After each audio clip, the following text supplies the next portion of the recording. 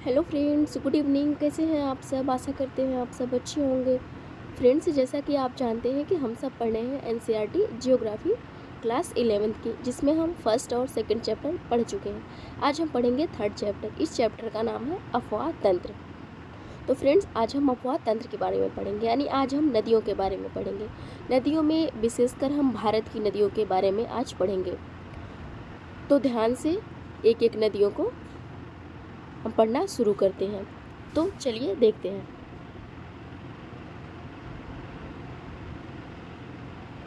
अफवाह तंत्र।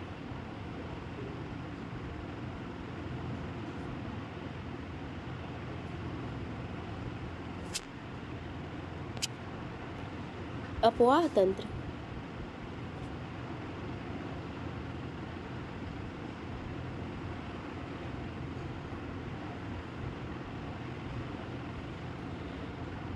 आपने वर्षा ऋतु में बहती नदियाँ, नाले व वाहिकाएं देखे होंगे, जो अतिरिक्त जल बहाकर ले जाती हैं। अगर ये वाहिकाएं न होती तो बड़े पैमाने पर बाढ़ आ जाती।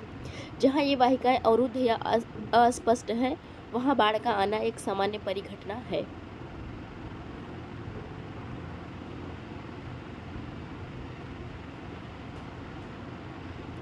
सामान्य परिघटना है।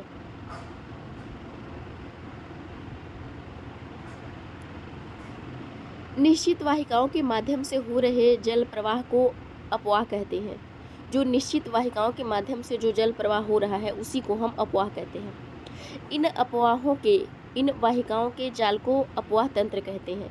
किसी क्षेत्र का अपवाह तंत्र वहाँ के भूवैज्ञानिक समयावधि, चट्टानों की प्रकृति एवं संरचना, स्थलाकृति, ढाल, बहते जल की मात्रा और बहाव की अवधि का परिणाम है।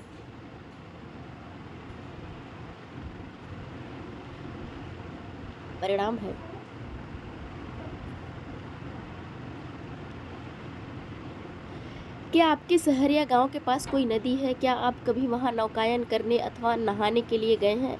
क्या यह नदी 12मासी है या अल्पकालिक, केवल वर्षा ऋतु में पानी अन्यथा सूखी है? क्या आप जानते हैं कि नदी सदैव एक ही दिशा में क्यों बहती है? आपने भूगोल की अन्य 2 पाठ्य पुस्तकों में ढालों के बारे में पढ़ा होगा। तो क्या आप जल के एक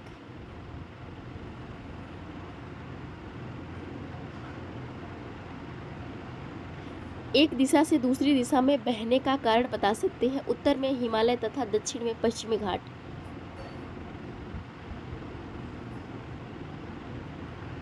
पश्चिमी घाट से निकलने वाली नदियां पूरब की ओर क्यों बहती हैं? वह बंगाल की खाड़ी में अपना जल विसर्जित क्यों करती है? एक नदी विशिष्ट क्षेत्र से अपना जल बहाकर लाती है, जिसे जलग्रहण यानी कैचमेंट क्षेत्र कहा जाता है। एक नदी एवं उसकी सहायक नदियों द्वारा अपवाहित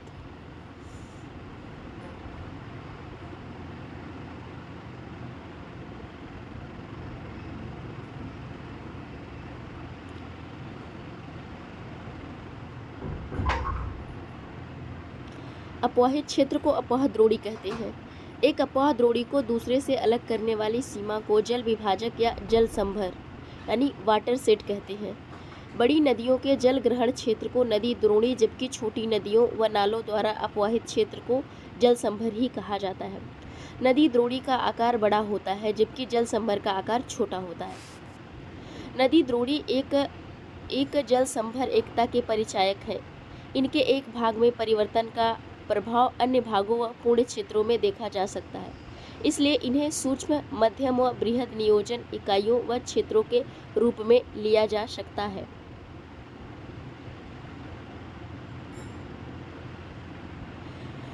भारतीय अपवाह तंत्र को विभिन्न आधारों पर वर्गीकृत किया जा सकता है। समुद्र में जल विसर्जन के आधार पर इन्हें 2 समूहों में बांटा जा सकता है।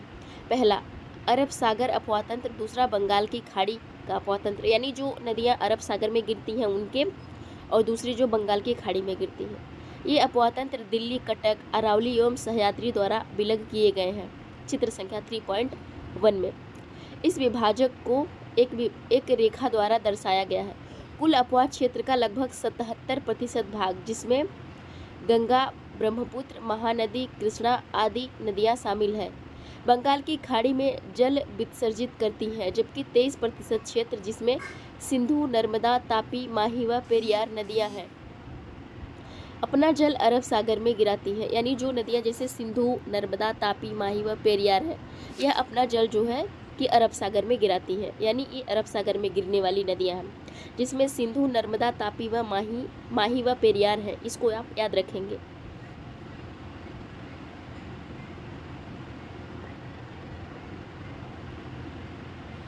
जल संभर क्षेत्र के आकार के आधार पर भारतीय अपवाह द्रोणियों को 3 भागों में बांटा गया है। पहला, प्रमुख नदी द्रोणी, जिसका अपवाह क्षेत्र 20,000 वर्ग किलोमीटर से अधिक है।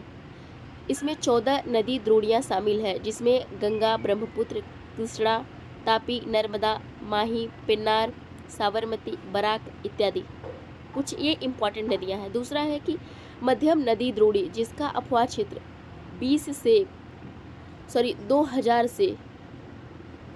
2000 से 20,000 तक वर्ग किलोमीटर है। इसमें 44 नदी द्रोणियां हैं, जैसे कालिंदी, पेरियार, मेघना आदि।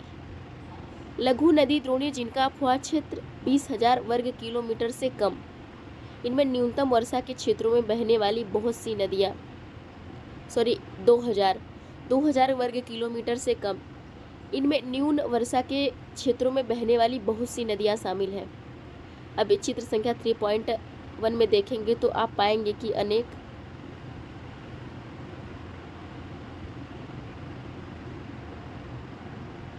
अनेक नदियों का उद्गम स्रोत हिमालय पर्वत है और वे अपना जल बंगाल की खाड़ी में अरब सागर में विसर्जित करती हैं।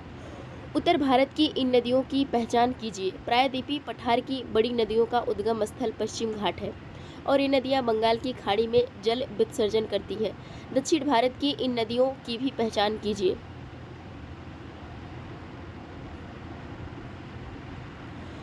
नर्मदा और तापी 2 बड़ी नदियां इसका अपवाद है और ये अनेक छोटी नदियां अपना जल अरब सागर में विसर्जित करती हैं।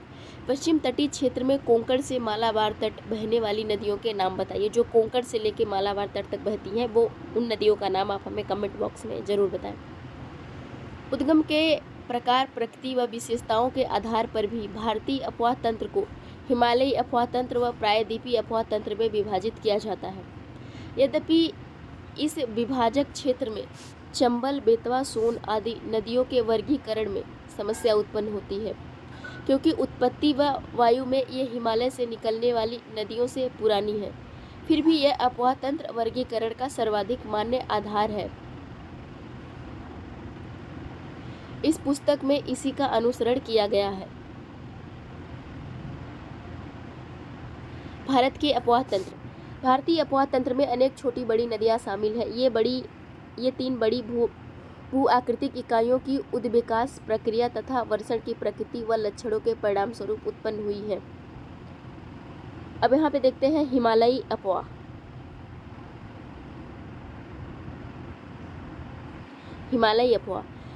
हिमालयी अपवाह तंत्र भूगर्भिक इतिहास के एक लंबे दौर में विकसित हुआ है। इनमें मुख्यतः गंगा, सिंधु व ब्रह्मपुत्र नदी द्रोणियां शामिल हैं। यहाँ की नदियाँ 12मासी हैं, क्योंकि ये बर्फ पिघलने व वर्षण दोनों पर निर्भर है।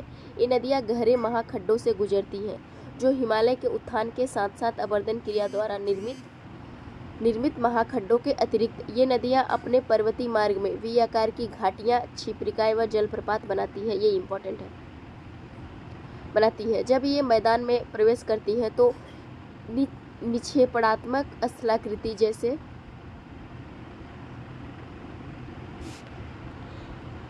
इसके पहले हम जो मैप है नदियों का, जो मैप दिया गया है उसको हम देख लेते हैं।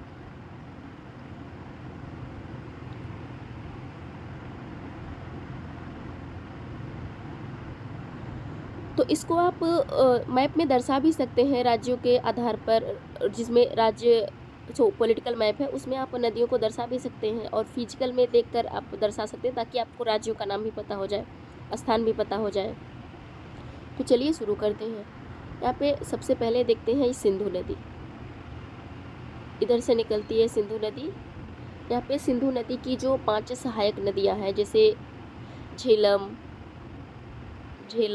चेनाब, रावी, सतलज, ब्यास, ये इसे पंचनद के नाम से जाना जाता है। उसके बाद आते हैं हम यहाँ पे, देखिए लूनी नदी है। इसके बाद यहाँ पे यमुना नदी, गंगा नदी, शारदा नदी, गोमती नदी। उसके बाद यहाँ पे देखिए चंबल नदी, सिंध नदी। उसके बाद यहाँ पे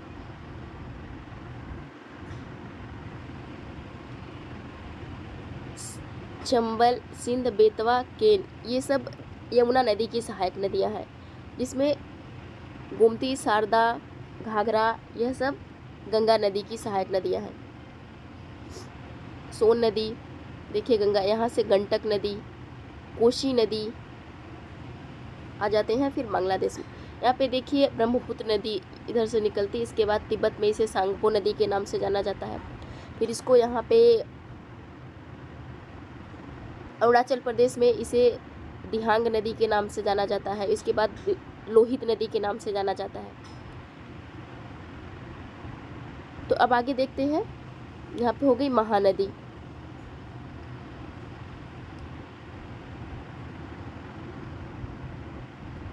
उसके बाद यहाँ पे देखिए साबरमती, माही नदी, नर्मदा, तापी, ये दोनों नदियाँ भ्रंश घाटी में बहती हैं। यहाँ पे पेन गंगा, गोदावरी, उसके बाद कृष्णा नदी, तुंगभद्रा, कावेरी।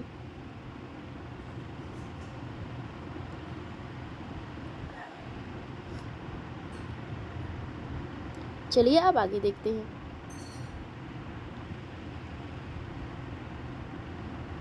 यहाँ तक हमने पढ़ा था स्थलाकृतियाँ, जैसे यहाँ पे देखिए क्षिप्रिकाएँ चित्र दिया गया है।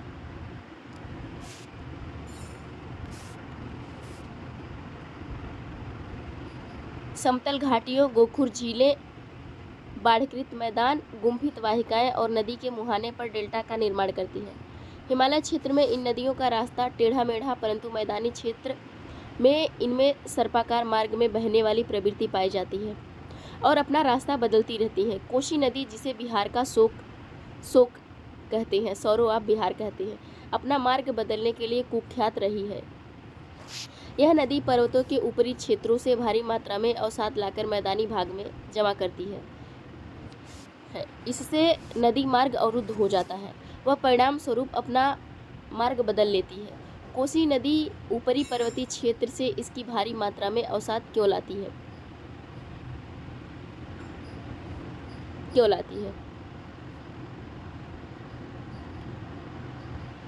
क्या आप सोचते हैं कि सामान्यतः नदियों में और विशेष तौर पर कोसी नदी में जल का बहाव व मात्रा एक समान रहती है या घटती बढ़ती रहती है? नदी में कब जल की मात्रा अत्यधिक होती है? बाढ़ के सकारात्मक व नकारात्मक प्रभाव क्या है? यहाँ पे एक क्वेश्चन है। तो बाढ़ जैसा कि जानते हैं कि आप आती रहती है तो काफ़ी जान माल की हानि होती है। तो इसमें आप एक क्वेश्चन बना सकते हैं कि जो बाढ़ के सकारात्मक और नकारात्मक प्रभाव क्या हो सकते हैं आपके हिसाब से। तो आप हमें कमेंट बॉक्स में बताइएगा वर्सेस करके, नकारात्मक और सकारात्मक।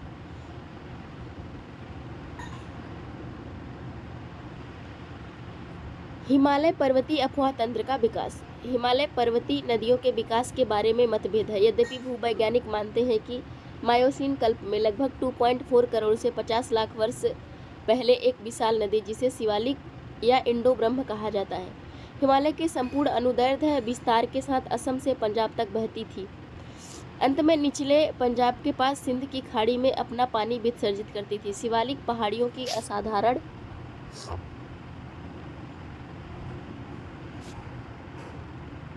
असाधारण निरंतरता, इनका सरोवरी उद्गम, इसका जलोढ़ निक्षेप से बना जिसमें रेत, मृत्तिका, चिकनी मिट्टी, गुलास्म व कॉन्ग्लोमेरेट शामिल है, इस धारणा की पुष्टि करते हैं। ऐसा माना जाता है कि कालांतर में इंडो ब्रह्म नदी 3 मुख्य अफवाह तंत्रों में बट गई है। पश्चिम में सिंध और इसकी 5 सहायक नदियाँ, मध्य में गंगा और हिमालय से निकलने वाली इसकी सहायक नदियाँ, तीसरा पूर्व में ब्रह्मपुत्र का भाग व हिमालय से निकलने वाली इसकी सहायक नदियाँ। विशाल नदी इस तरह विभाजन संभवतः प्लीस्टोसीन काल में हिमालय के पश्चिम भाग व पोटवार पठार, दिल्ली रेंज के उत्थान के कारण हुआ। यह क्षेत्र सिंधु व गंगा अपवाह तंत्रों के बीच जल विभाजक बन गया। इसी प्रकार मध्य प्लीस्टोसीन काल में राजमहल पहाड़ियों और मेघालय पठार के मध्य स्थित मालदा गैप का अधोक्षेपण हुआ, जिसमें गंगा और ब्रह्मपुत्र नदी तंत्रों का दिक् परिवर्तन हुआ और वे बंगाल की खाड़ी की ओर प्रवाहित हुई हैं। हिमालयी अपवाह तंत्र की नदियाँ।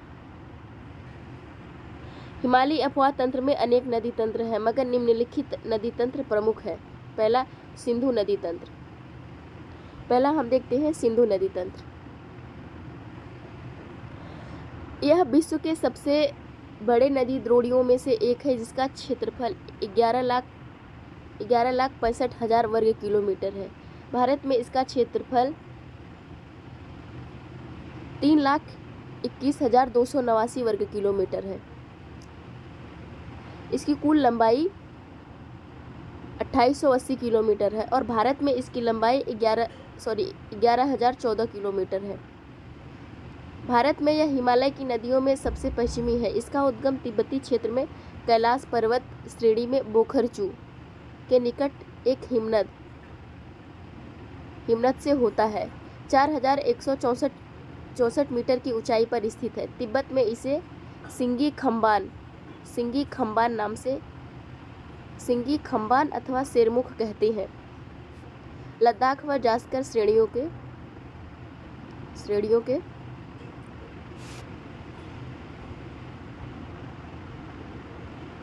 के बीच से उत्तर पश्चिम दिशा में बहती हुई यह लद्दाख और बाल्टिस्तान से गुजरती है। लद्दाख श्रेणी को काटते हुए यह नदी जम्मू कश्मीर में गिलगित के समीप एक दर्शनीय महाखंड का निर्माण करती है। यह पाकिस्तान में चिल्लस के निकट दर्दिस्तान प्रदेश में प्रवेश करती है। मानचित्र पर इसे रेखांकित करें। अब चलते हैं आगे। सिंधु नदी की बहुत सी सहायक नदियां हिमालय पर्वत से निकलती हैं, जैसे श्योक, गिलगित, जास्कर, हुंजा, नुब्रा, सिगार, गास्टिंग, द्रास। तो जो मुख्य नदी और सहायक नदियां हैं, इसको आप याद कर लीजिएगा। एक शॉर्ट नोट्स भी बना सकते हैं या मैप के माध्यम से समझ सकते हैं। अंततः यह नदी अटक के निकट पहाड़ियों से बाहर निकलती है, जहां दाहिने तट पर काबुल नदी इसमें मिलती है। इसके दाहिने तट पर मिलने वाली अन्य मुख्य सहायक नदियां हैं जो सिंधु नदी के जो दाहिने तट पर मिलती हैं। देखिए कौन कौन सी नदियां हैं जो दाहिने तट पर मिलती हैं। इसमें खुर्रम नदी है, तोची नदी है, गुमल है, बिबोवा है और संगर है। ये सभी नदियां सुलेमान श्रेणियों से निकलती हैं। यह नदी दक्षिण की ओर बहती हुई मिठानकोट के निकट पंचनद का जल प्राप्त करती है। पंचनद नाम पंजाब की 5 मुख्य नदियों सतलज, ब्यास, रावी, चिनाब, झेलम को दिया गया है। अंत में सिंधु नदी कराची के पूर्व में अरब सागर में जा गिरती है। भारत में सिंधु जम्मू और कश्मीर राज्य में बहती है। अब हम बात करते हैं झेलम की। झेलम जो सिंधु की सहायक नदी है, कश्मीर घाटी के दक्षिण पूर्वी भाग में पीर पंजाल गिरिपद में स्थित वेरीनाग झरने से निकलती है। पाकिस्तान में प्रवेश करने के पहले यह नदी श्रीनगर और बुलर झील से बहते हुए एक तंग व गहरे महाखंड से गुजरती है। पाकिस्तान में झंग के निकट यह चिनाब नदी से मिलती है। अब देखते हैं, चिनाब सिंधु की सबसे बड़ी सहायक नदी है। यह चंद्र और भागा 2 सरिताओं के मिलने से बनती है। जो चिनाब नदी है वह चंद्र और भागा 2 नदियों के मिलने से बनती है। सरिताएं हिमाचल प्रदेश में केलांग के निकट तांडी में आपस में मिलती है, इसलिए इसे चंद्रभागा के नाम से जाना जाता है। पाकिस्तान में प्रवेश करने से पहले यह 1180 किलोमीटर बहती है।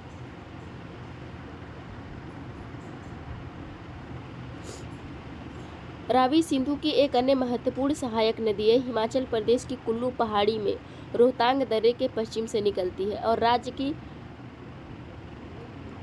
चुंबा से बहती है। पाकिस्तान में प्रवेश करने व सराय सिंधु के निकट चिनाब नदी में मिलने से पहले यह नदी पीर पंजाल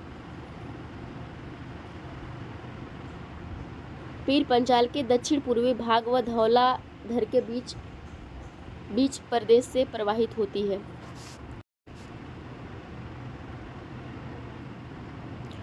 ब्यास सिंधु की अन्य महत्वपूर्ण सहायक नदी है जो समुद्र तल से 4000 मीटर की ऊंचाई पर रोहतांग दर्रे के निकट ब्यास कुंड से निकलती है। यह नदी कुल्लू घाटी से गुजरती है और धौलाधर श्रेणी में काती और लारगी में महाखड्ड का निर्माण करती है। यह पंजाब के मैदान में प्रवेश करती है जहां हरीके के पास सतलुज नदी में जा मिलती है।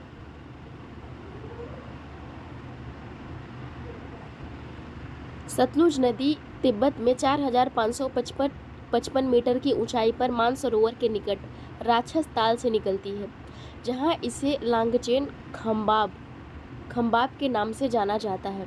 भारत में प्रवेश करने से पहले यह लगभग 400 किलोमीटर तक सिंधु नदी के समानांतर बहती है और रोपड़ में एक महाखड्ड से निकलती है। यह हिमालय के पर्वत श्रेणी में सिपकिला से बहती हुई पंजाब के मैदान में प्रवेश करती है। यह एक पूर्ववर्ती नदी है। यह एक अत्यंत महत्वपूर्ण सहायक नदी है क्योंकि यह भाखड़ा नांगल परियोजना के नहर तंत्र का पोषण करती है। अब हम बात करते हैं सबसे मोस्ट इम्पॉर्टेंट गंगा नदी तंत्र की।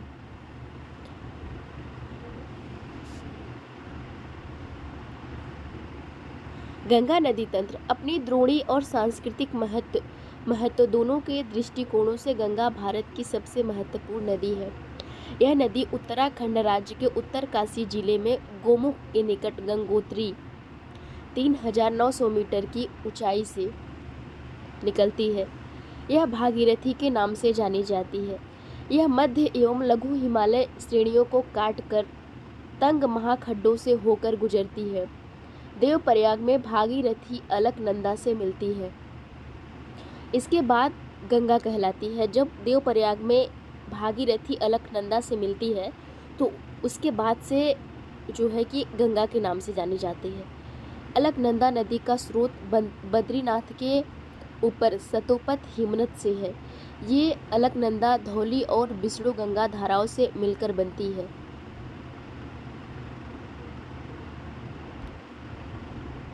जोशीमठ व विष्णु प्रयाग से मिलती है। अलकनंदा की अन्य सहायक नदी पिंडार है। इसे कर्ण प्रयाग में मिलती है, जबकि मंदाकिनी या काली गंगा इसे रुद्र प्रयाग में मिलती है। गंगा नदी हरिद्वार में मैदान में प्रवेश करती है। यहाँ से यह पहले दक्षिण की ओर, फिर दक्षिण पूर्व की ओर और फिर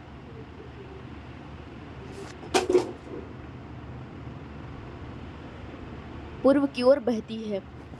अंत में यह दक्षिण मुखी होकर दो जल वितरिकाओं धाराओं भागीरथी और पद्मा में विभाजित हो जाती है। इस नदी की लंबाई 2525 किलोमीटर है।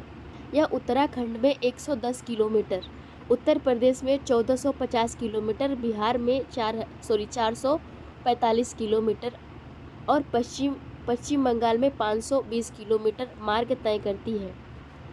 यानी जो गंगा नदी है इसकी लंबाई है 2525 किलोमीटर, जिसमें से यह उत्तराखंड में 110 किलोमीटर, उत्तर प्रदेश में 1450 किलोमीटर, बिहार में 445 किलोमीटर और पश्चिम बंगाल में 520 किलोमीटर का मार्ग तय करती है। गंगा द्रोणी केवल भारत में लगभग 8.6 लाख वर्ग किलोमीटर क्षेत्र में फैली हुई है। यह भारत का सबसे बड़ा अफवाह तंत्र है, जिससे उत्तर में हिमालय से निकलने वाली 12 मासी व अनित्यवाही नदियां और दक्षिण में प्रायद्वीप से निकलने वाली अनित्यवाही नदियां शामिल हैं। सोन इसके दाहिने किनारे पर मिलने वाली प्रमुख सहायक नदी है। बाएं तट पर मिलने वाली मुख्य सहायक नदियां जैसे बाएं तट से जो मिलती हैं जैसे रामगंगा, गोमती, घाघरा, गंडक, कोसी, महानंदा है। सागर द्वीप के निकट यह नदी अंततः बंगाल की खाड़ी में जा मिलती है। अब देखिए कोष्टक में क्या आप जानते हैं, इसको पढ़ लेते हैं। नमामि गंगे परियोजना एक एकीकृत संरक्षण मिशन है जिसे जून 2014 में केंद्र सरकार द्वारा प्रमुख कार्यक्रम के रूप में अनुमोदित किया गया था। इसमें राष्ट्रीय नदी गंगा से संबंधित 2 उद्देश्य हैं: प्रदूषण के प्रभाव को कम करना तथा इसके संरक्षण और कायाकल्प को पूरा करना। नमामि गंगे कार्यक्रम के मुख्य स्तंभ है। पहला, सीवेज ट्रीटमेंट व्यवस्था। दूसरा है नदी किनारे का विकास। तीसरा है नदी सतह की सफाई। चौथा है जैव विविधता। पांचवा है वनीकरण। छठा है जन जागरूकता। सातवां है औद्योगिक अपशिष्ट निगरानी। आठवां है कि गंगा ग्राम।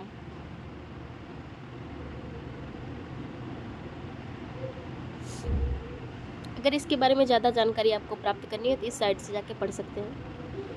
अब देखते हैं आगे। यमुना गंगा की सबसे पश्चिमी और सबसे लंबी सहायक नदी है। जो यमुना नदी है वह गंगा की सबसे लंबी सहायक नदी है। इसका स्रोत यमुनोत्री हिमनद जो हिमालय में बंदर पूछ श्रेणी के पश्चिम ढाल पर 6316 मीटर की ऊंचाई पर स्थित है। यानी जो यमुना नदी है यह हिमालय के बंदर पूछ श्रेणी है, उसके पश्चिमी ढाल पर 6316 मीटर की ऊंचाई पर स्थित है। प्रयाग इलाहाबाद में इसका यानी संगम होता है, गंगा यमुना का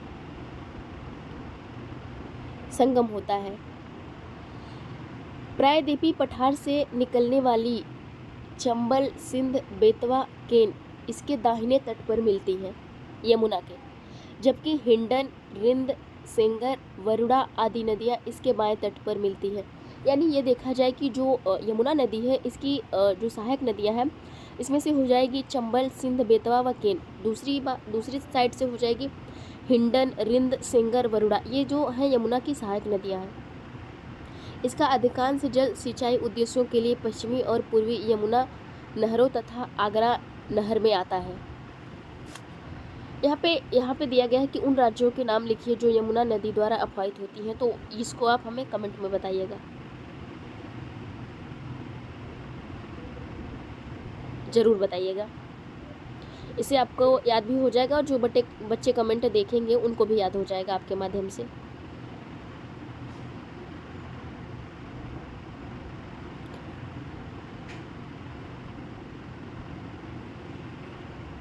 चंबल नदी मध्य प्रदेश के मालवा पठार में महू के निकट से निकलती है। जो चंबल नदी है वो मध्य प्रदेश के मालवा के पठार से निकलती है और उत्तरमुखी होकर एक महाखड्ड से बहती हुई राजस्थान में कोटा पहुंचती है, जहां इस पर गांधी सागर बांध बनाया गया है। जो गांधी सागर बांध बनाया गया है वो चंबल नदी पर बनाया गया है। कोटा से यह बूंदी, सवाई माधोपुर और धौलपुर होती हुई यमुना नदी में मिल जाती है। चंबल अपनी उत्खात भूमि वाली भूआकृति के लिए प्रसिद्ध है, जिसे चंबल खड्ड यानी रेवाइन कहा जाता है। गंडक नदी दो धाराओं काली गंडक और त्रिशूल गंगा के मिलने से बनती है। जो गंडक नदी है इसमें काली गंगा और त्रिशूल गंगा दोनों जब मिलती हैं तो गंडक नदी का निर्माण होता है।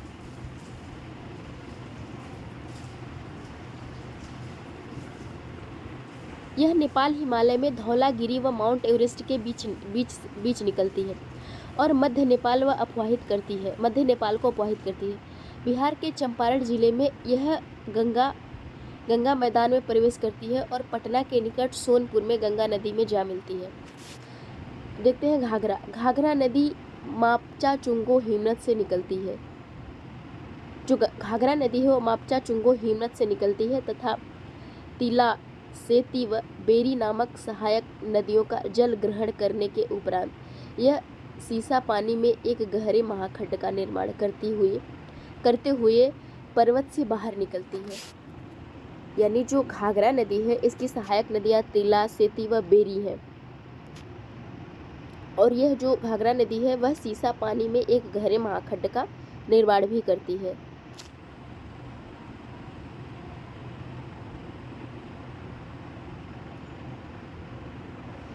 शारदा नदी काली या काली गंगा, ये जो शारदा नदी है इसे काली नदी या काली गंगा कहते हैं।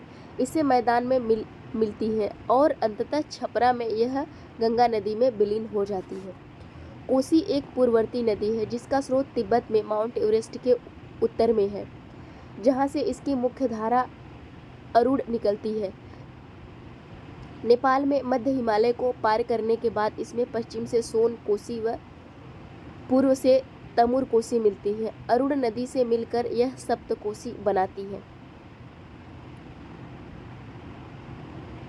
रामगंगा नदी गैरसैंण के निकट गढ़वाल की पहाड़ियों से निकलने वाली अपेक्षाकृत छोटी नदी है। शिवालिक को पार करने के बाद यह अपना मार्ग दक्षिण पश्चिम दिशा की ओर बनाती है और उत्तर प्रदेश में नजीबाबाद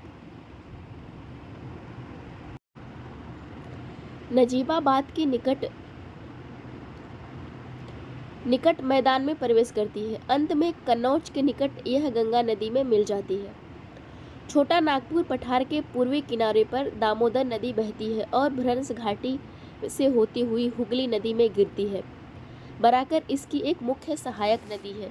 कभी कभी बंगाल का शोक कही जाने वाली इस नदी को दामोदर घाटी कारपोरेशन नामक एक बहुउद्देशीय परियोजना ने वश में कर लिया है, जो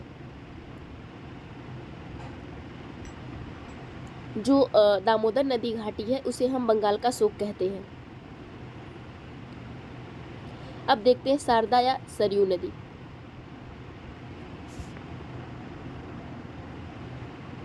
शारदा या सरयू नदी का उद्गम नेपाल हिमालय में मिलाम हिमनद में है, जहां इसे गौरी गंगा के नाम से जाना जाता है। यह भारत नेपाल सीमा के साथ बहती हुई, जहां इसे काली या चाइक कहा जाता है, घाघरा नदी में मिल जाती है। गंगा नदी की एक अन्य महत्वपूर्ण सहायक नदी महानंदा है, जो दार्जिलिंग पहाड़ियों से निकलती है। यह नदी पश्चिमी बंगाल में गंगा के बाएं तट पर मिलने वाली अंतिम सहायक नदी है। गंगा के दक्षिण तट पर सोन एक बड़ी सहायक नदी है, जो अमरकंटक पहाड़ से निकलती है। पठार के उत्तरी किनारे पर जलप्रपातों की श्रृंखला बनाती हुई यह नदी पटना से पश्चिम में आरा के पास गंगा नदी में विलीन हो जाती है। अब हम देखते हैं कि ब्रह्मपुत्र नदी के बारे में। ये भी इम्पोर्टेंट है, वेरी इम्पोर्टेंट।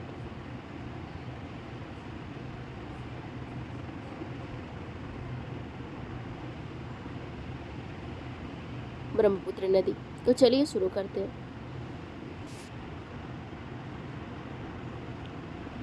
विश्व के सबसे बड़ी नदियों में से एक ब्रह्मपुत्र नदी का उद्गम कैलाश पर्वत श्रेणी में मानसरोवर झील के निकट चेमायुंगडुंग हिमनद में है। यहाँ से यह पूर्व दिशा में अनुदैर्ध्य रूप में बहती हुई दक्षिण तिब्बत के शुष्क व समतल मैदान में लगभग 1200 किलोमीटर की दूरी तय करती है, जहाँ इसे सांगपो के नाम से जाना जाता है, जिसका अर्थ है शोधक।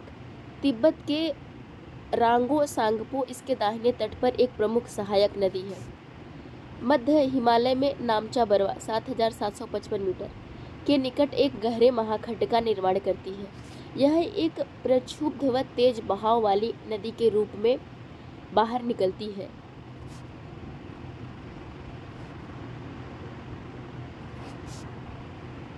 हिमालय के गिरिपद में यह सीसंग या दिसंग के नाम से निकलती है।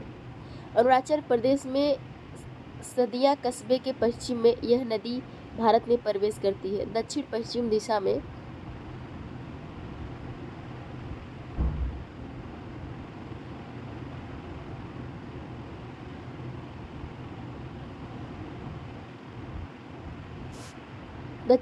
दिशा में बहते हुए इसके बाएं तट पर इसकी प्रमुख सहायक नदियां दिबांग या सिकांग और लोहित मिलती है, और इसके बाद यह नदी ब्रह्मपुत्र के नाम से जानी जाती है।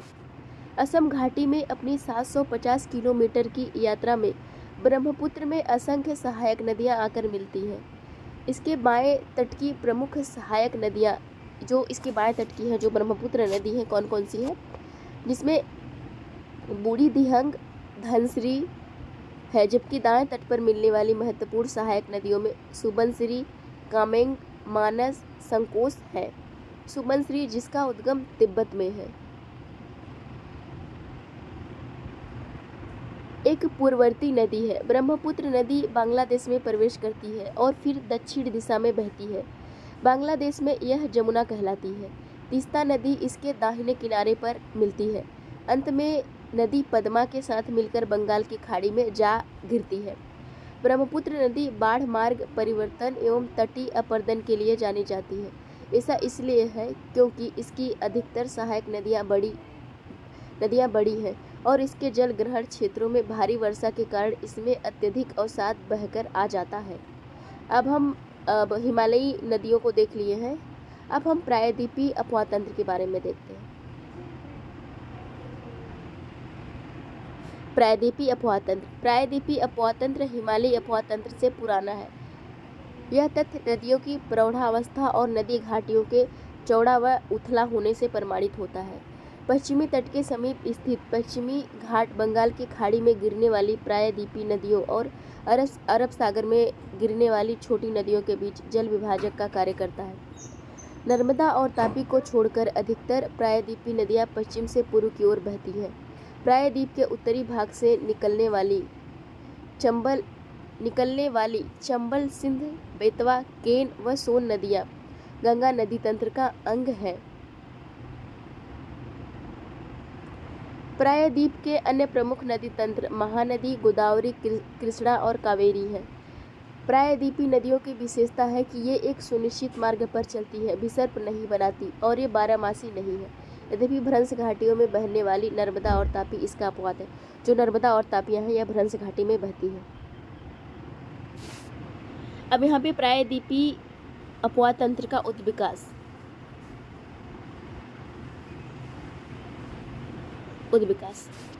अति प्राचीन काल की 3 प्रमुख भूगर्भिक घटनाओं ने आज के प्रायद्वीपीय भारत के अफवाह तंत्र को स्वरूप प्रदान किया है। पहला कि आरंभिक टर्शियरी काल के दौरान प्रायद्वीप के पश्चिमी पार्श्व का अवतलन या धंसाव, जिससे यह समुद्र तल से नीचे चला गया। इससे मूल जल संभर के दोनों ओर नदी की सामान्यतः सममित योजना में गड़बड़ी हो गई। हिमालय में होने वाले प्रोत्थान के कारण प्रायद्वीपीय खंड के उत्तरी भाग का अवतलन हुआ और परिणाम स्वरूप भ्रंश द्रोणियों का निर्माण हुआ। नर्मदा और तापी इन्हीं भ्रंश घाटियों में बह रही है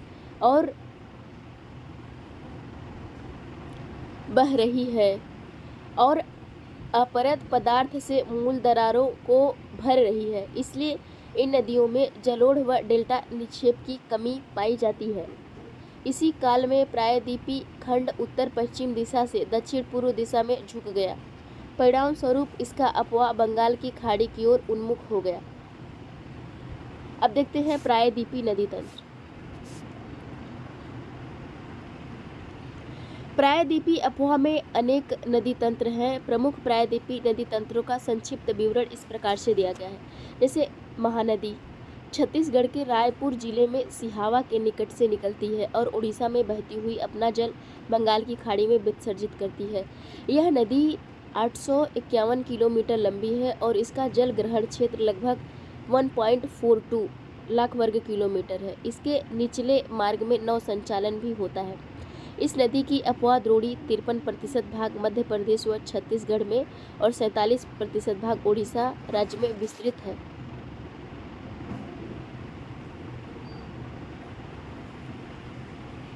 गोदावरी सबसे बड़ा प्रायद्वीपीय नदी तंत्र है। इसे दक्षिण गंगा के नाम से जाना जाता है। यह महाराष्ट्र में नासिक जिले से निकलती है और बंगाल की खाड़ी में जल विसर्जित करती है। इसकी सहायक नदियां महाराष्ट्र, मध्य प्रदेश, छत्तीसगढ़, उड़ीसा और आंध्र प्रदेश राज्यों से गुजरती हैं। यह 1465 किलोमीटर लंबी नदी है जिसका जलग्रहण क्षेत्र 3.13 लाख वर्ग किलोमीटर है। इसके जल ग्रहण क्षेत्र का 49% भाग महाराष्ट्र में, 20% भाग मध्य प्रदेश और छत्तीसगढ़ में और शेष भाग आंध्र प्रदेश में पड़ता है। इसकी मुख्य सहायक नदियों में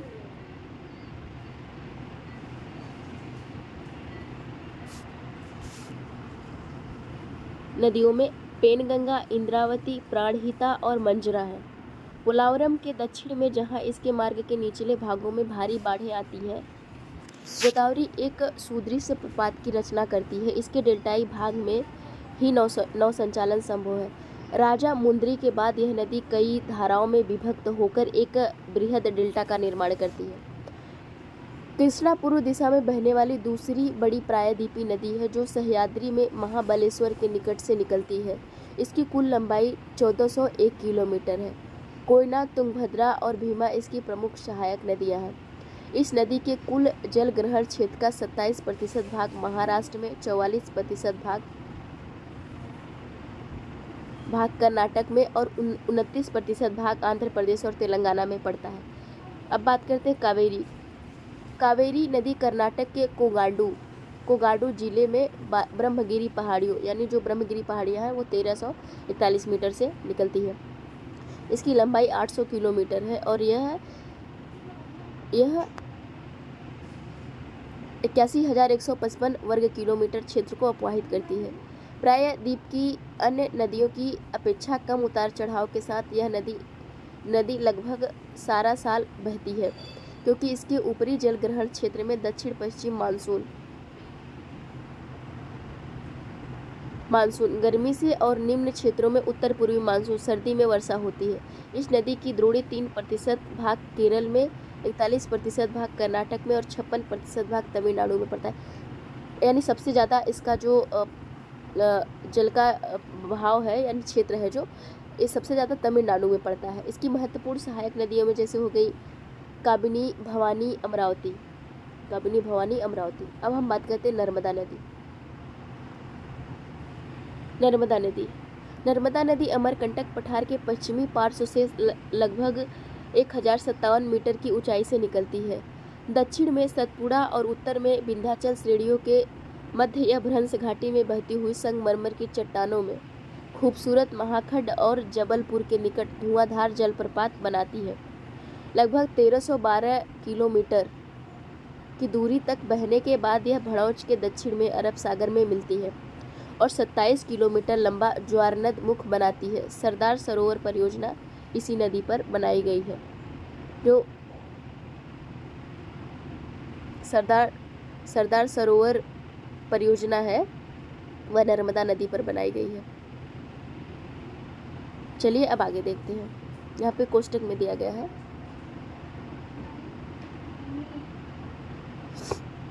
ये इम्पोर्टेंट नहीं है, आगे देखते हैं।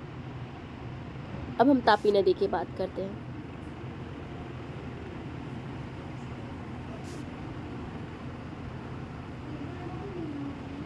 तापी पश्चिम दिशा में बहने वाली एक अन्य महत्वपूर्ण नदी है। यह मध्य प्रदेश में बैतूल जिले में मुल्ताई से निकलती है। यह 724 किलोमीटर लंबी नदी है और लगभग 65,145 वर्ग किलोमीटर क्षेत्र को अपवाहित करती है। इसके अपवाह क्षेत्र का लगभग 79% भाग महाराष्ट्र में, 15% भाग मध्य प्रदेश में और शेष 6% भाग गुजरात में पड़ता है। अरावली के पश्चिम में लूनी राजस्थान का सबसे बड़ा नदी तंत्र है। यह पुष्कर के समीप दो धाराओं सरस्वती और सागरमती के रूप में उत्पन्न होती है, जो गोविंदगढ़ के निकट आपस में मिल जाती है। यहाँ से यह नदी अरावली पहाड़ियों से निकलती है और लूनी कहलाती है। तलवाड़ा यह पश्चिम दिशा में बहती है और तत्पश्चात दक्षिण पश्चिम दिशा में बहती हुई कच्छ के रण में जा मिलती है। यह संपूर्ण नदी तंत्र अल्पकालिक है। अब नदी जल उपयोग की सीमा के बारे में पढ़ते हैं। भारत की नदियां प्रतिवर्ष जल की विशाल मात्रा का वहन करती है, लेकिन समय पर स्थान की दृष्टि से इसका वितरण समान नहीं है। 12मासी नदियां वर्ष भर जल का वहन करती हैं, परंतु अनित्यवाही नदियों में शुष्क ऋतु में बहुत कम जल होता है।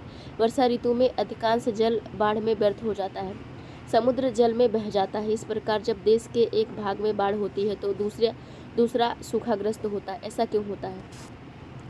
क्या यह जल उपलब्धता की समस्या या इसके प्रबंधन की? क्या आप देश में एक साथ आने वाली बाढ़ और सूखे की समस्या को कम करने के लिए उपाय सुझा सकते हैं? इस पुस्तक के अध्याय 7 में देखें तो कुछ चीज़ें यहाँ पे बताई हैं समाधान के बारे में। बाढ़ का समाधान कैसे किया जाता है, तो इसमें एक सबसे अच्छी व्यवस्था ये है कि हम जो वर्षा का जल होता है उसे संचित करने की विधि अपनाएं। तो इससे क्या होगा कि संचित करने से बाढ़ भी नहीं आएगी। बाढ़ आएगी भी तो कितनी, मतलब अत्यधिक मात्रा में जान माल की नुकसान नहीं होगा अगर जल जो वर्षा का जल संचित करने लगेंगे। तो दूसरी बात यह है कि इससे जो नकारात्मक और सकारात्मक, तो होता क्या है कि सूखा भी कम पड़ेगा और जो सूखे की समस्या भी दूर हो जाएगी और बाढ़ की समस्या भी थोड़ी कम हो जाएगी। तो आप एक यह सुझाव दे सकते हैं। अब आगे चलते हैं।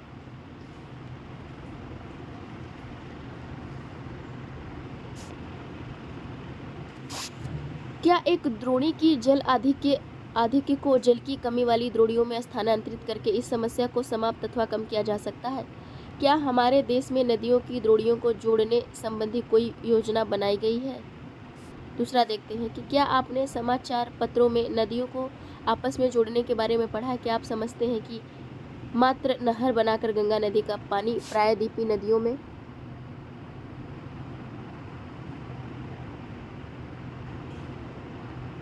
में स्थानांतरित किया जा सकता है? मुख्य समस्या क्या है? इस पुस्तक के दूसरे अध्याय में देखिए। धरातल के उबड़ खाबड़ होने से उत्पन्न कठिनाइयों को जाने। मैदानी क्षेत्रों में पठारी क्षेत्रों में जल कैसे उठाया जा सकता है? क्या उत्तर भारत की नदियों में पर्याप्त आधिक्य है जिससे यह स्थायी तौर पर स्थानांतरित किया जा सकता है? इस पूरे मुद्दे पर वाद विवाद का आयोजन करें और लेख तैयार करें। यानी ये जो दिया गया है इसके बारे में हमें सोचने की ज़रूरत है। और नदी का उपयोग संबंधित निम्नलिखित समस्याओं पर आप किस प्रकार क्रम देते हैं? जैसे यहाँ पे देखिए दिया गया है कि कुछ यहाँ पे जैसे पर्याप्त मात्रा में जल उपलब्ध न होना। दूसरा हो गया नदी जल प्रदूषण। तीसरा हो गया कि नदी जल में गाद। चौथा हो गया कि ऋतुवन जल का असमान प्रवाह।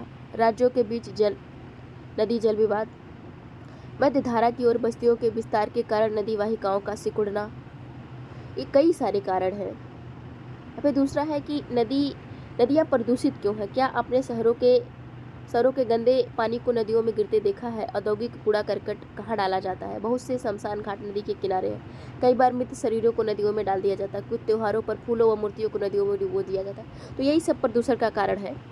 बड़े पैमाने पर स्थानों कपड़े धोना भी नदी जल को प्रदूषित करता है। नदियों को प्रदूषण मुक्त कैसे किया जा सकता है? तो इसके लिए योजना एक हद तक काम कर सकती है। दूसरी चीज़ यह है कि जागरूकता करने से, और उसके बाद वहाँ पे सिक्योरिटी लगाने की ज़रूरत है, ताकि अगर वहाँ पे लोग रहेंगे या फिर जो देखभाल करते हैं कि यहाँ पे गंदगी नहीं करनी है, तो इससे एक सुधार हो सकता है। क्या आपने गंगा एक्शन प्लान और दिल्ली में यमुना सफाई अभियान के विषय में पढ़ा है? नदियों को प्रदूषण मुक्त बनाने हेतु योजनाओं पर सामग्री एकत्र करें और सामग्री को एक लेख के रूप में व्यवस्थित करें। तो यहाँ पे कोष्टक में दिया गया था, इसको हम पढ़ लेते हैं। देखिए यहाँ पे टीचर के माध्यम से बताया गया है। अध्यापक निम्नलिखित उदाहरणों की किस प्रकार से व्याख्या कर सकते हैं? जैसे पेरियार दिक् परिवर्तन डाइवर्जन योजना, इंदिरा गांधी नहर परियोजना, कुरनूल कुटप्पा नहर, ब्यास सतलुज गंगा नहर, गंगा कावेरी लिंक नहर। तो फ्रेंड्स, इसके बाद हम कुछ अभ्यास प्रश्न दिया गया है, इसको देख लेते हैं। काफ़ी इम्पॉर्टेंट चैप्टर है एग्ज़ाम की दृष्टिकोण से, और काफ़ी इम्पॉर्टेंट है। और उसके बाद थोड़ा फैक्ट वाइज है, क्योंकि नदियों में सहायक नदियाँ भी आपको याद करनी है, कहाँ से निकलती है, कहाँ गिरती है। तो यह थोड़ा फैक्चुअल भी है, तो इसको आपको ध्यान से पढ़ना है। आप 1 बार 2 बार 3 बार 4 बार पढ़ेंगे तो नदी का टॉपिक आपका क्लियर हो जाएगा। तो चलिए यहाँ पे कुछ अभ्यास प्रश्न दिए गए हैं, जिसको हम देख लेते हैं। यहाँ पे कुछ पहला है कि निम्नलिखित में से कौन सी नदी बंगाल का शोक के नाम से जानी जाती है? जैसा कि हम सब ने पढ़ा, तो इसमें हो जाएगा दामोदर नदी को हम बंगाल का शोक कहते हैं, कोसी को हम जो कहते हैं बिहार का शोक कहते हैं। तो दूसरा, निम्नलिखित में से किस नदी की द्रोणी भारत में सबसे बड़ी है? तो इसका सही उत्तर हो जाएगा गंगा नदी द्रोणी सबसे बड़ी है। तीसरा, निम्नलिखित में से कौन सी नदी पंचनद में शामिल नहीं है? तो जैसा कि हमने देखा कि सिंधु नदी इसमें सही उत्तर हो जाए, क्योंकि 5 नदियाँ थी जिसमें रावी, चेनाब, सतलज, झेलम थी, तो ये सब हो जाएगी।